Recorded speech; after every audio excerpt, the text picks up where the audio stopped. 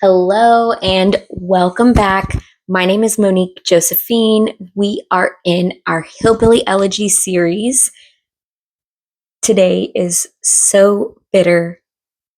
I want to say bittersweet, but I think I just mean, bittersweet because we're on chapter 14. 14 is the last chapter before 15, which is the actual last chapter. So this is the eve of the end of Hillbilly Elegy. Oh my gosh, it's been so much fun, but it's coming to a close, I know. And this chapter is actually short enough to read. I think it's very thin. So, I'm going to go ahead and read this one because I think that's the best way to get the message to you instead of the summary version I did last time, just because it's so short. So, let's jump right in. As I started my second year of law school, I felt like I'd made it. I felt like I'd made it. Fresh off of a summer job at the US Senate, I returned to New Haven with a wealth of new friends and experiences. I had this beautiful girlfriend, we know, Usha, now wife, and I had a great job at a nice firm almost in hand. I knew that kids like me weren't supposed to get this far, and I congratulated myself for having beaten the odds. I was better than where I came from, better than mom and her addiction, and better than the father figures who'd walked out on me. I regretted only that Mama and Papa weren't around to see it. But there were signs that things weren't going so well, particularly in my relationship with Usha. We'd been dating for only a few months when she stumbled upon an analogy that described me perfectly. I was, she said, a turtle. Whenever something bad happens, even a hint of disagreement, you withdraw completely. It's like you have a shell that you hide in. Anybody who's grown up in a dysfunctional family can absolutely relate to that. As like the first sign of conflict, disconnect. I'm like, let me just back right on out of here. Let you get over all of these big feelings and we can talk about it later. It was true. I had no idea how to deal with relationship problems, so I chose not to deal with them at all. I couldn't scream at her when she did something I didn't like. That seemed mean. Or I could withdraw and get away. Those were the proverbial arrows in my quiver. And I had nothing else. The thought of fighting with her reduced me to a morass of qualities I thought I hadn't inherited from my family.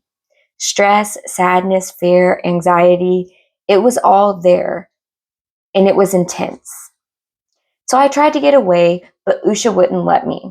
I tried to break everything off multiple times, but she told me that was stupid unless I didn't care about her. So I'd scream, I'd yell, I'd do all of the hateful things that my mother had done. And then I'd feel guilty, desperately afraid. For so much of my life, I'd made mom out to be kind of a villain. And now I was acting like her. Nothing compares to the fear that you're becoming the monster in your closet. Oh, that part. I know this is not my story. It has nothing to do with me.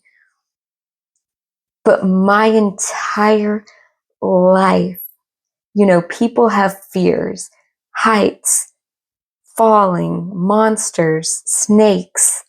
My biggest ultimate fear was that I was going to become my mom in any way, shape, or form. And it was only when I was about like 32, maybe, that I realized I was already older than my mom was. when I was born and from memories that I have of her, like I've already beaten it. Like I don't need to be afraid of that anymore. That was the biggest relief. So I can only say this is as if it's directly from my diary, like biggest fear ever. During that second year of law school, Usha and I traveled to DC for follow up interviews with a few firms.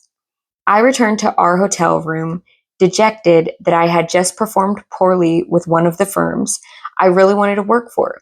When Usha tried to comfort me, to tell me that I'd probably done better than I expected, but that even if I hadn't, there were other fish in the sea, I exploded. Don't tell me that I did fine, I yelled. You're just making an excuse for weakness. I didn't get here by making excuses for failure.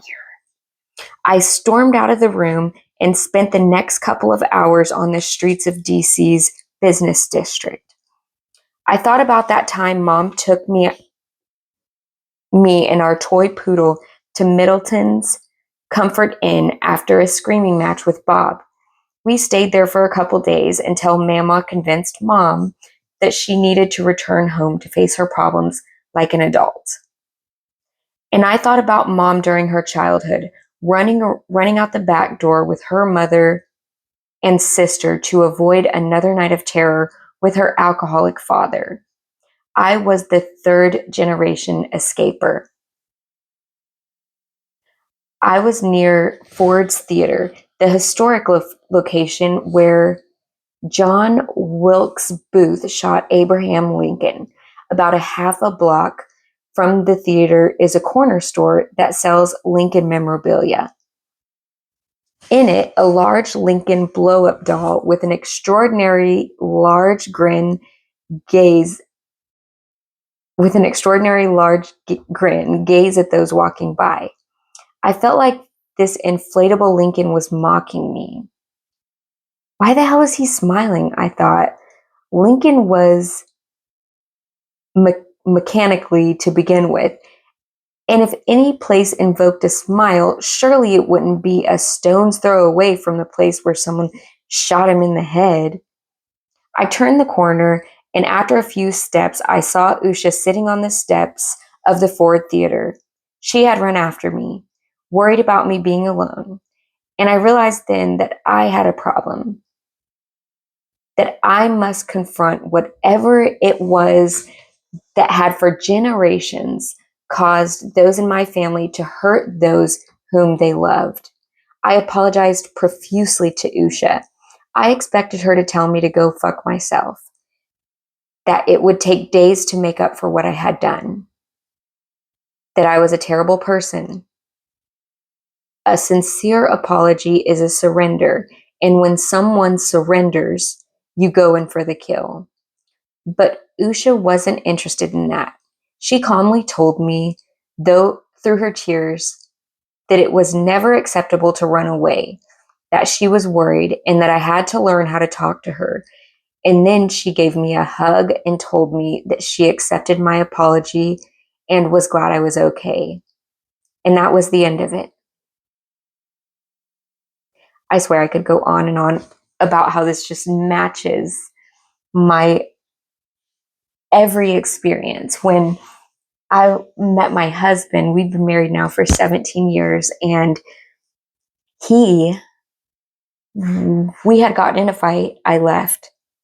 And then we had another fight, and I was like, I'll just leave. And he's like, hey, that's okay. You can leave. But if you leave, please take everything. Like, don't come back, because I cannot play that game with you. I'm not going to play the cat and mouse. You leave, I come get you. No. Like, we are either going to sit here right now and work this out, or we can just call it quits and be done.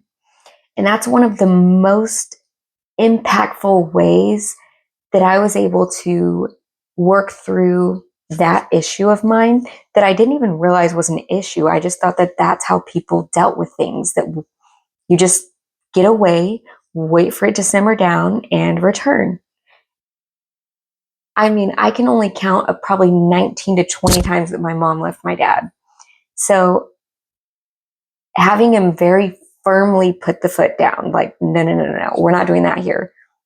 Because I think if he would have allowed me to keep leaving, chase after me, ask me to come back, then that would be a devastating cycle that we probably wouldn't have survived. So, gosh, it's just so, so, so, so amazing to see how much reflection I see in this book. Usha hadn't learned how to fight in the Hillbilly School of Hard Knocks. The first time I visited her family for Thanksgiving, I was amazed at the lack of drama. Usha's mother didn't complain about her father behind his back. There were no suggestions that the good family friends were liars or backstabbers, no angry exchanges between a man's wife and the same man's sister. Usha's parents seemed to genuinely like her grandmother and spoke of their siblings with love. When I asked her father about a relatively estranged family member, I expected to hear a rant about character flaws. What I heard instead was sympathy and a little sadness, but primarily a life lesson. I still call him regularly and check up on him. You can't just aside family members because they seem uninterested in you. You've got to make effort because they're family. I tried to go to a counselor, but it was just too weird talking to some stranger about my feelings. It made me want to vomit. I did go to the library and I learned that behavior I considered commonplace was the subject of pretty intense academic studies. Psychologists call the everyday occurrence of my and Lindsay's life adverse childhood experiences, or ACEs. ACEs are traumatic childhood events, and their consequences reach far into adulthood. The trauma need not be physical. The following events or feelings are some of the most common ACEs: being sworn at, insulted, or humiliated by parents, being pushed, grabbed, or having something thrown at you, feeling that your family didn't support each other, having parents who were separated or divorced, living with an alcoholic or drug user, living with someone who was depressed or attempted suicide, watching a loved one be physically abused. ACEs happen everywhere in every community, but studies have shown that ACEs are far more common in my corner of the demographic world. A report by the Wisconsin's Children's Trust Fund showed that among those with a college degree or more, the non-working class, fewer than half had experienced an ACE. Wow.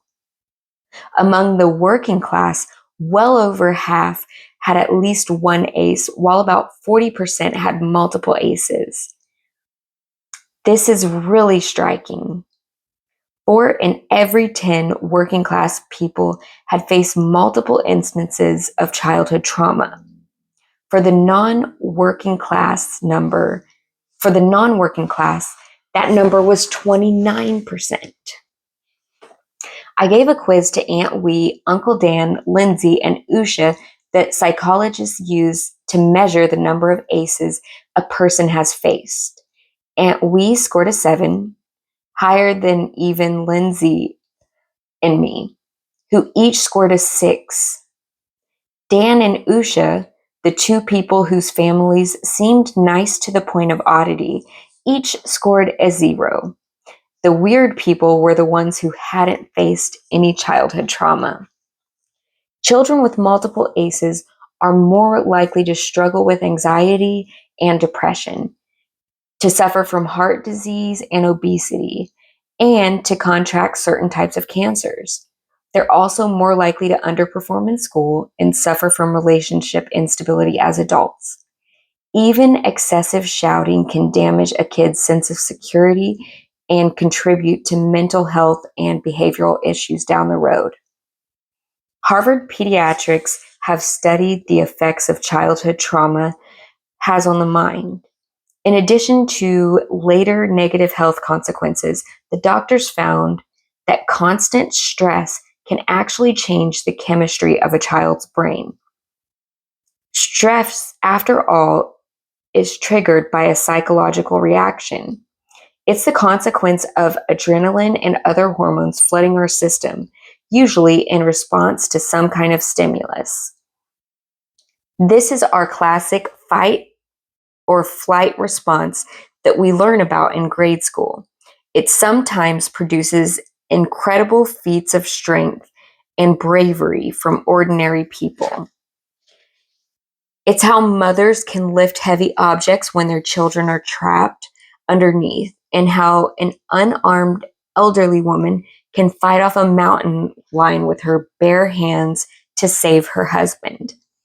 Unfortunately, the fight or flight response is destructive constant companion. As Dr. Nadine Burke Harris put it, the response is great if you're in a forest and there's a bear. The problem is that the bear comes home from the bar every night. When that happens, the Harvard researchers found the sector of the brain that deals with highly stressed situation takes over. Significant stress in early childhood, they write, results in a hyper-responsive or chronically activated psychologic stress response, along with increased potential for fear and anxiety. For kids like me, the part of the brain that deals with stress and conflict is always activated. The switch flipped indefinitely. We are constantly ready to fight or flee because there is constant exposure to the bear, whether that bear is an alcoholic dad or an unhinged mom. We become hardwired for conflict, and that wiring remains even when there's no more conflict to be had. Dang, all of us, children of dysfunctional families, that's like, you cannot put it in better words. That wiring remains even when there's no more conflict to be had. It's not just fighting. By almost any measure, American working class families experience a level of instability unseen elsewhere in the world. Consider, for instance, mom's revolving door of father figures. No other country experiences anything like this. In France, the percentage of children exposed to 3 or more maternal partner is 0.5%. Wow. About 1 in every 200.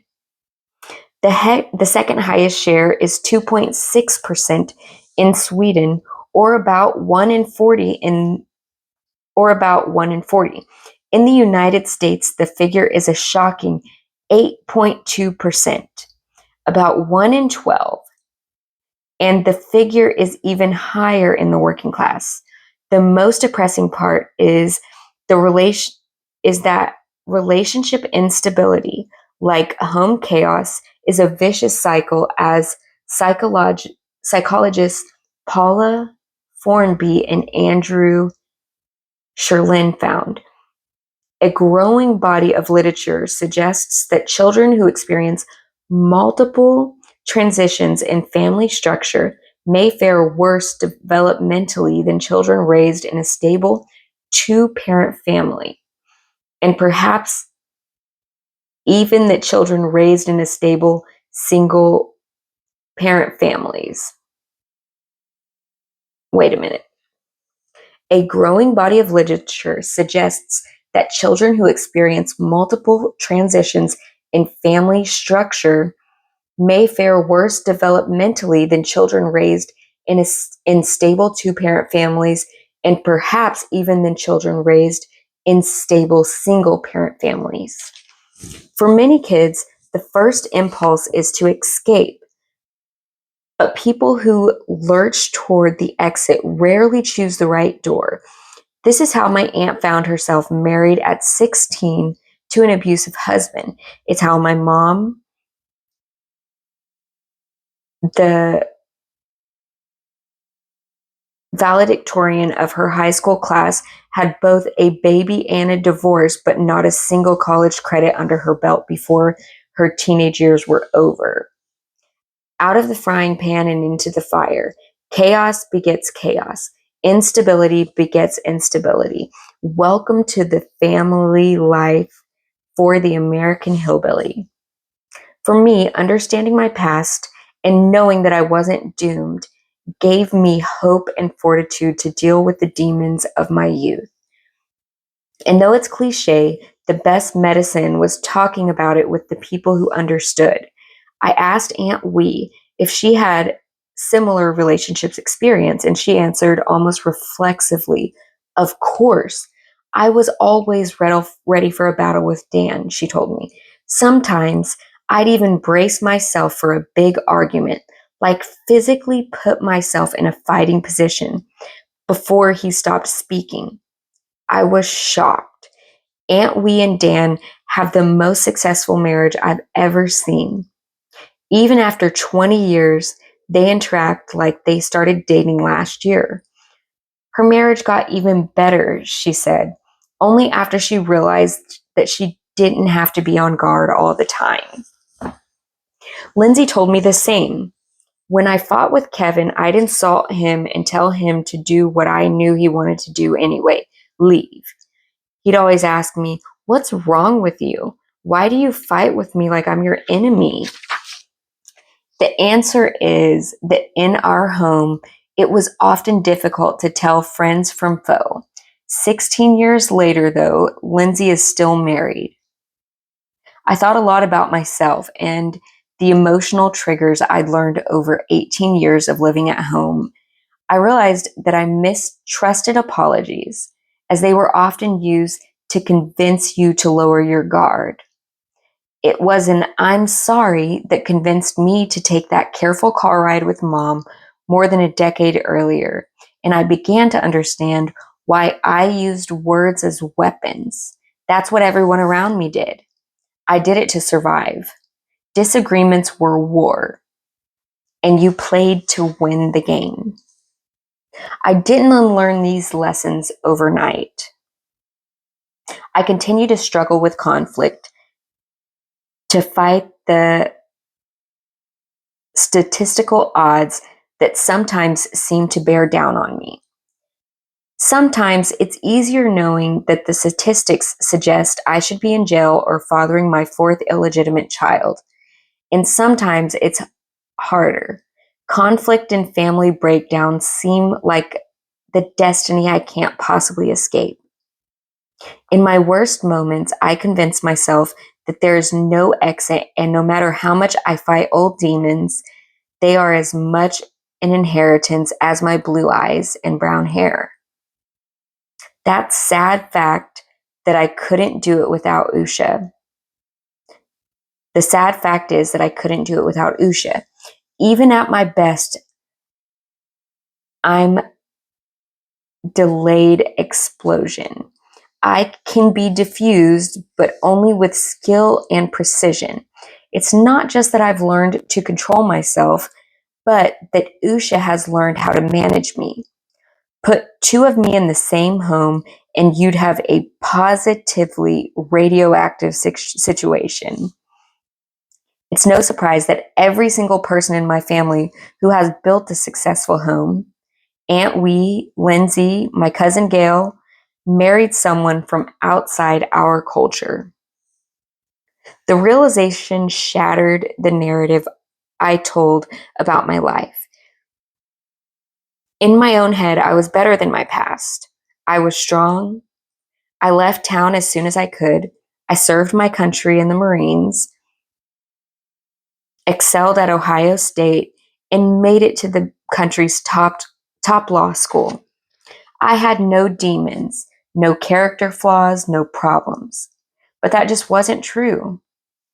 The things I wanted most in the entire world were a happy partner and a happy home. Required constant mental focus. My self image was bitterness masquerading as arrogance. A few weeks into my second year of law school, I hadn't spoken to mom in many months, longer than at any point in my life. I realized that of all the emotions I felt towards my mother, love, pity, forgiveness, anger, hatred, and a dozen of others, I had never tried sympathy. I had never tried to understand my mom. At most empathetic, I figured she suffered from some terrible genetic defect, and I had hoped that I hadn't inherited it. As I increasingly saw mom's behavior in myself, I tried to understand her. Uncle Jimmy told me that long ago he'd walked in on a discussion between Mama and Papa. Mom had gotten herself in some trouble and they needed to bail her out. These bailouts were common, and they always came with the theoretical strings attached. She had to budget.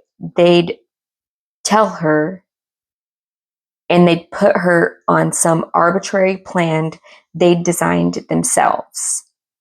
The plan was the cost of their help. As they sat and discussed things, Papa buried his head in his hands and did something Uncle Jimmy had never seen him do. He wept. I have failed her, he cried. He kept on repeating, I've failed her. I've failed her. I've failed my baby girl. Papa's rare breakdown strikes at the heart of the important question for hillbillies like me.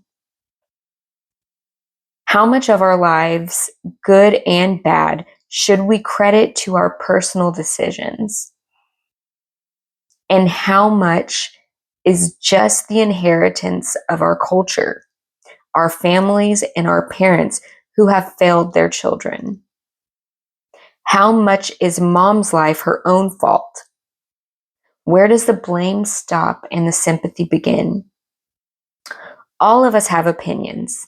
Uncle Jimmy reacts viscerally to the idea that any of the blame for mom's choices can be laid at Papa's feet. He didn't fail her. Whatever happened to her, it's on her own damn fault. Aunt Wee sees things in much the same way. And who can blame her? Just 19 months younger than Mom, she saw the worst of Mama and Papa and made her own share of mistakes before coming out on the other side. If she can do it, then so should Mom. Lindsay has a bit more sympathy and thinks that just as our lives left us with demons, Mom's life must have done the same with her. But at some point, Lindsay says, you have to stop making excuses and take responsibility. My own view is mixed. Whatever might be said about my mom's parents' roles in my life, their constant fighting and alcoholism must have taken its toll on her. Even when they were children, the fighting seemed to affect my aunt and mother differently.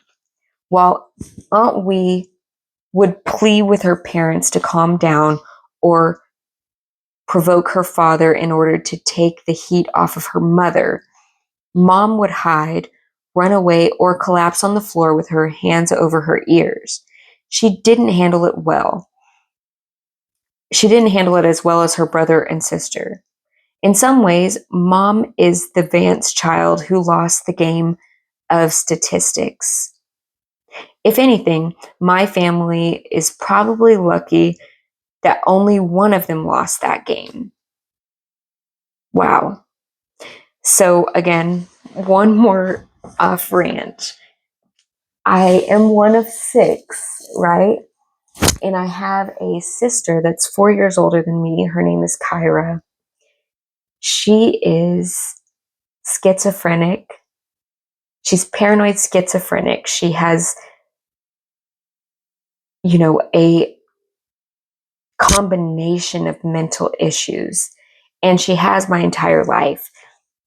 So, from old to young, we all give her a hard time complain about her. And I remember one day I was like, my dad would pay her when she came over and just like did the dishes. But then he would tell me how she didn't even do the dishes well. And so I would be like, oh my gosh, Dad, Kyra's awful, blah, blah, blah. But what he said is, he's like, you need to be grateful for her because it could have been you, could have been any one of you that ended up, and she got the short end of the stick from both of her parents. So you guys are all very lucky and should be so thankful for your sister. And that kind of changed my perspective on her forever. Okay.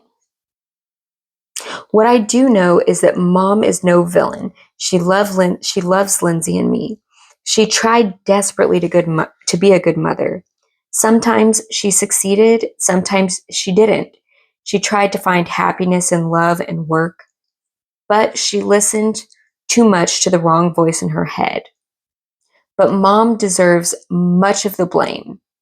No person's childhood gives him or her the perpetual moral get out of jail free card. Not Lindsay, not Aunt Wee, not me, not Mom. Throughout my life, no one could inspire such intense emotions as my mom, not even Mama. When I was a kid, I loved her so much that when a kindergarten classmate made fun of her umbrella, I punched him in the face. When I watched her succumb again and again to addiction, I hated her and wished sometimes that she would take enough narcotics to rid me and Lindsay of her for good. When she lay sobbing in bed after another failed relationship, I felt rage that could have driven me to her. Toward the end of law school, Lindsay called me to tell me that Mom had taken a new drug, heroin, and had decided to give rehab another try. I didn't know how many times Mom had been to rehab, how many nights she'd spent in the hospital, barely conscious because of some drug. So I shouldn't have been surprised or at all bothered, but heroin just has a certain ring to it. It's like the Kentucky Derby of drugs. When I learned of Mom's newest substance of choice, I felt a cloud hanging over me for weeks. Maybe I had finally lost all hope for her. The emotion Mom inspired then was not hatred or love or rage, but fear. Fear for her safety. Fear for Lindsay having to deal with yet again Mom's problem while I lived hundreds of miles away. Fear of most of all that I hadn't escaped a GD thing. Months away from graduating from Yale Law School, I should have felt on top of the world. Instead, I found myself wondering the same thing I'd wondered for much of the past year, whether people like us can ever truly change. When Usha and I graduated, the crew that watched me walk across the stage numbered 18, including my cousin Denise and Gail, the daughters, respectively, of Mama's brothers David and Pet, Usha's parents and uncle, fantastic people, though considerably less rowdy than our crew, made the trip too. It was the first time that her family ever met mine, and we behaved, though Denise had some choice words for the modern art at the museum we visited. Mom's bout with addiction ended as they always did, in an uneasy truce. She didn't make the trip to see me graduate, but she wasn't using drugs at the moment, and that was all right with me. Justice Sonia Sotomayor spoke at our commencement and advised that it was okay to be unsure about what we wanted to do with ourselves. I think that she was talking about our careers, but for me, it had a much broader meaning. I had learned much about law at Yale, but I'd also learned that this new world would always seem a bit foreign to me, and that being a hillbilly meant sometimes not knowing the difference between love and war. When we graduated, that's what I was most unsure about. Oh my God, that was the best chapter, I think, in this book for me, because it just helps me to verbalize experiences. And it also is so much reassurance to see someone else in a whole nother part of the country experiencing the exact same thing I did growing up. And when he talks about the way he loved his mom more than anything and how she uniquely could invoke the most emotion out of him, reminded me of when I was so young. I had to be like kindergarten age. My mom had just got out of prison, hadn't seen her for a long time, for years really. And when she would leave, I would, with my tricycle, chase her car for blocks, screaming and crying because I thought I'd never see her again. And I just think about that, and she wasn't going to work. She wasn't leaving me to go somewhere somewhere probably I shouldn't go, but she was up to no good. And that's why she had to leave me. And I just think about that, and I just wonder how she felt leaving me like that, chasing her down down the road in my tricycle, crying my eyes out for her. The other thing I remember that breaks my heart about my childhood is when my mom was in prison. I would cry every single night, just the ugliest scream, cry, and I would just chant that I miss my mom and my dad. I miss my mom and my dad.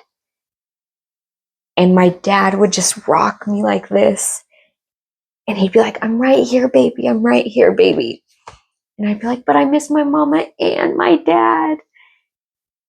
And that just breaks my heart, that my heart was broken so much as a child. And, that's what I think the power of having my dad there was that he was present. He didn't get mad or shame me that I missed my mom.